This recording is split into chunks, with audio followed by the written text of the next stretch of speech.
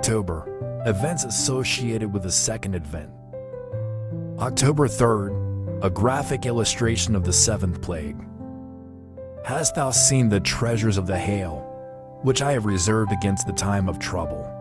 Job 38, verses 22, 23. Byron Belden, Sarah Belden, and Sister May Lacey accompanied me to my appointment at Prospect, Australia. As we left the meeting house, we saw a storm coming so portentous that we drove fast with our Colts as we dared. When we were almost home, the fury of the gale struck. Large hailstones began to fall, as large as a hen's egg.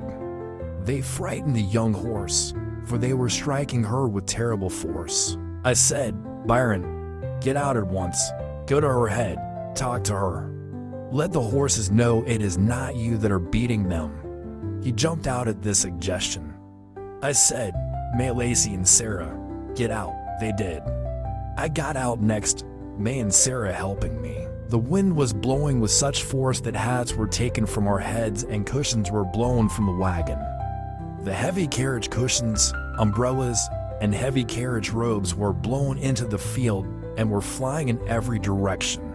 What a scene! Sister Belden, May Lacey, and I reached the house hatless. Byron was with a poor terror-stricken new horse. We could only lift up our hearts to God for his help. This is the sharpest experience I have ever had in a carriage in a storm. I thought of the day when the judgment of God would be poured out upon the world, when blackness and horrible darkness would clothe the heavens as sackcloth of hair. My imagination anticipated what it must be in that period when the Lord's mighty voice shall give commission to his angels, "Go your ways, and pour out the vials of the wrath of God upon the earth." Revelation 6 and 7 are full of meaning. Terrible are the judgments of God revealed. The seven angels stood before God to receive their commission. To them were given seven trumpets.